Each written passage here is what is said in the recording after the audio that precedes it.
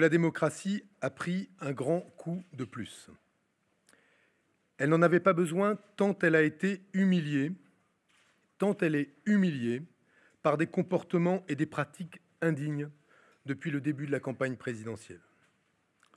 À mes yeux, et c'est cela le plus important, à un moment où l'extrême droite autoritaire et les complaisances avec les dictatures sont banalisées, oui, la démocratie est la prunelle de nos yeux, qu'il faut respecter à tous les moments, grands et petits de la vie politique.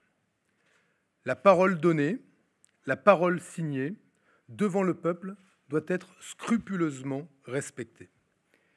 C'est ce que j'ai toujours fait, et c'est aussi pour cela que je n'ai jamais accepté et même combattu le 49-3.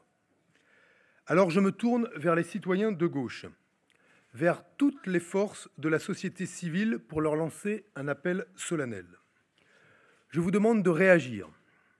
Je vous demande de sanctionner ceux qui se prêtent à ce jeu morbide et je vous demande en même temps de tourner la page de cette vieille politique, de tourner le dos à ces politiciens qui ne croient plus en rien et qui vont là où le vent va, au mépris de toute conviction. Il n'y a donc à mes yeux plus ni excuse ni prétexte. Les inspirateurs, les porte-paroles et les théoriciens des décisions qui ont fait tant de mal à la gauche sur la déchéance de nationalité ou la loi travail ont trouvé ou trouvent refuge désormais chez Emmanuel Macron. La gauche, pour gagner, doit se rassembler et j'appelle à ce qu'elle le fasse maintenant. J'ai déjà réuni autour de moi de grandes familles de la gauche et des écologistes. J'appelle désormais tous les électeurs, ceux qui sont engagés dans la lutte contre les injustices.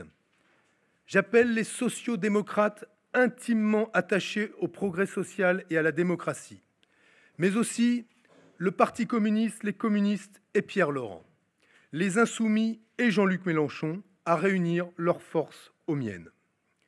Tout le monde sait que par mon projet, tourné vers la 6e République, vers la transition écologique, vers le travail, vers l'augmentation du pouvoir d'achat et la refondation de l'Europe, tout le monde sait que par mon projet à la fois transformateur et sérieux, j'ai une position centrale à gauche et que je suis le seul à pouvoir conjuguer des électorats différents, des radicaux aux plus modérés.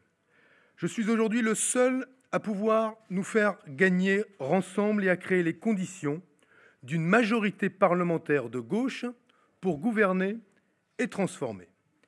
La question n'est donc pas celle d'un vote refuge, d'un vote de témoignage, d'un vote d'élimination.